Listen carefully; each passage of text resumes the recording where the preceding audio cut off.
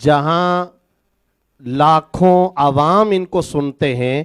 وہاں پر یہ اپنے اپنے مکاتب فکر اور مسالک کے علماء ذاکرین کے بھی یہ اکابر ہیں، اور جب یہ ان علماء کے بھی اکابر ہیں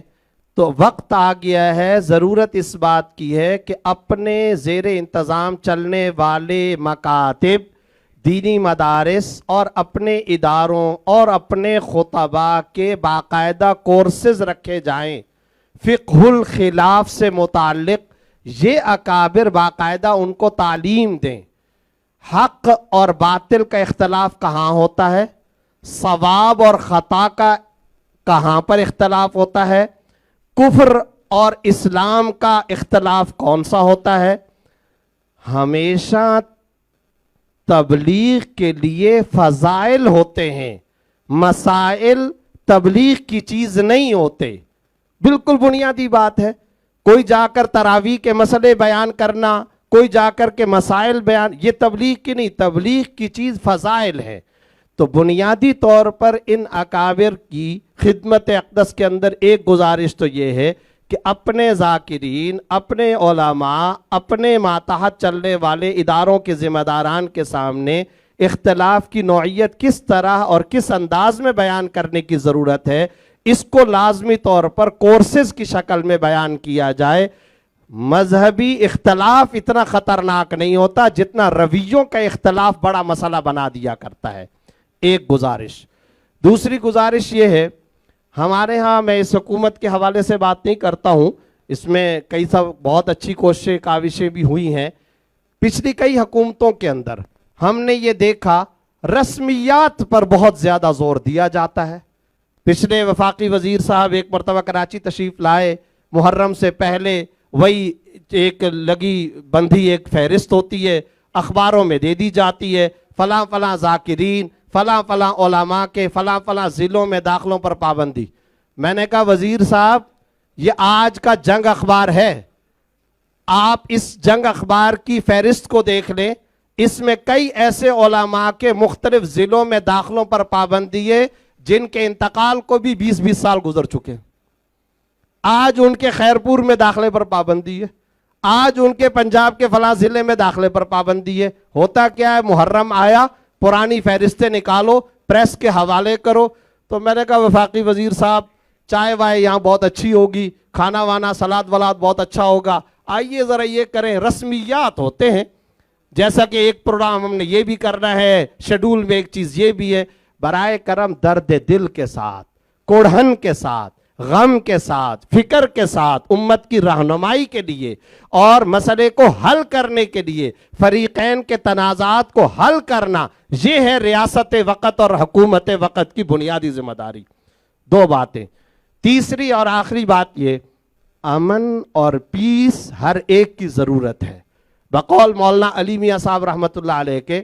جہاں مذہب، مسلک اور فرقے کی بنیاد پر گردنیں کاٹی جا رہی ہوں، خون بہ رہا ہو، وہاں ادب کی بزمیں نہیں سجائی جا سکتی ہیں۔ کون سا مسلک ہے جو یہ نہیں چاہتا کہ تبلیغ ہونی چاہیے، میں اپنے مسلک کی تبلیغ کروں؟ بھائی تبلیغ تو آپ اسی وقت کر سکیں گے جب ہمارے گھر کے اندر پڑوس میں امن ہو۔ امن ہر ایک کی ضرورت ہے، پیس ہر ایک کی ضرورت ہے، اسے کوٹ کوٹ کر کے رچانا بسانا، یہ ہم تمام کے تمام فالورز کے اندر ان کے ذہنوں میں ڈالیں، اس کی بہت زیادہ ضرورت۔ ایک اور گزارش، اسلامی نظریاتی کونسل کے اندر یہ بحث چلی اور کوئی تقریباً 1.5-2 گھنٹے تک یہ بحث چلتی رہی، قبلہ ڈاکٹر ایاز صاحب بھی یہاں تشریف فرما ہیں۔ وہاں ایک بات آئی اور وہ نقطہ میں ضروری سمجھتا ہوں کہ یہاں پر بھی ہم ضرور ذکر کریں۔ کوئی شخص اگر کسی کے فضائل بیان نہیں کر سکتا، ڈزنٹ میٹر، کوئی بات نہیں، وہ اگر فضائل بیان نہیں کرتا کوئی مسئلہ نہیں۔ کل 18 ذی الحجہ یوم شہادت امیر المومنین حضرت سیدنا عثمان غنی رضی اللہ تعالیٰ عنہ ہے، اگر کل کوئی شخص ظہر کی نماز کے بعد اپنی مسجد میں، اپنے مکتب میں، اپنے ادارے میں، اپنی امام بارگاہ کے اندر حضرت سیدنا عثمان غنی رضی اللہ تعالیٰ عنہ کے فضائل بیان نہیں کرتا، کوئی مسئلہ نہیں، اس پر ہمیں کوئی اعتراض نہیں، کوئی کسی کے فضائل نہیں بیان کرتا۔ لیکن جس نقطے پر ہم سب کو آنا چاہیے، دفع المضرت اولا من جلب المنفعت، توہین برداشت نہیں ہوگی۔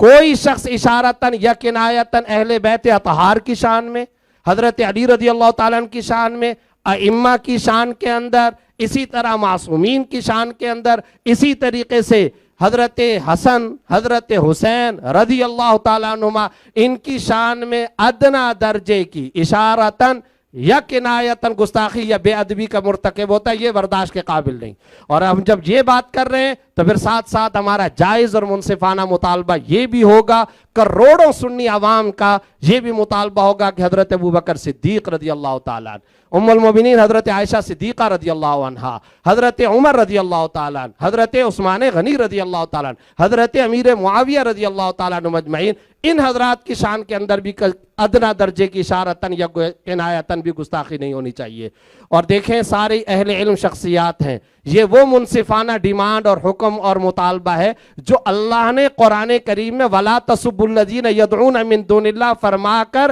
غیروں کے بتوں کے بارے میں ہمیں یہ تعلیم دی ہے، جو شعور بھی نہیں رکھتے، جن کے باطل ہونے پر ہم سب کا اجماع اور اتفاق ہے، باطل محض ہیں یہ بت، لیکن ان بتوں کے بارے میں بھی، ان معبودان باطلہ کے بارے میں بھی اللہ نے فرمایا گالی مت دو۔ تو پتہ چلا گالی کسی کی مذہبی مجبوری نہیں ہے، لہٰذا توہین نہیں ہو، بے احترامی نہ ہو، گالی نہ ہو، گستاخی نہ ہو، اس نقطے پر ہم سب کو آنا بھی چاہیے اور اپنے فالورز کو بھی لانا چاہیے۔ اور آخری بات یہ کہہ کر کے میں بات ختم کرنے لگا ہوں، صراحتاً گستاخیوں کا ہمارے پیر صاحب نور اللہ قادری صاحب بیٹھے ہیں، کچھ حکومتی زعماء ہوا کرتے ہیں، پیغام پاکستان، اسی طرح ماشاءاللہ ڈاکٹر قبلہ ایاز صاحب، اور ہمارے ان زعماء کی محنتوں سے صراحتاً گستاخیوں کا سلسلہ تو کچھ بند ہو رہا ہے، اس پر تو بند باندھا جا رہا ہے۔ لیکن میں بڑے درد دل کے ساتھ ایک بات آپ حضرات کی خدمت میں عرض کرنا چاہتا ہوں، انٹرنیٹ کے ایک کلک پر جائیے، افسوس کے ساتھ کہنا پڑتا ہے، مقدسات کے باب میں ذو معنی جملے کہنا، اشارتاً گستاخیاں کرنا، کنایتاً گستاخیاں کرنا،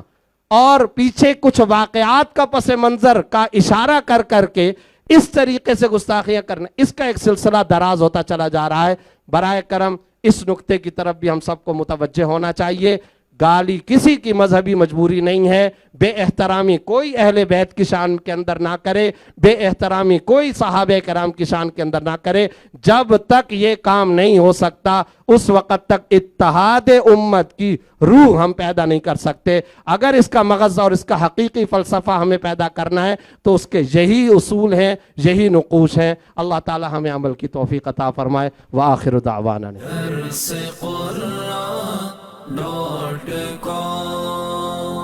www.darsequran.com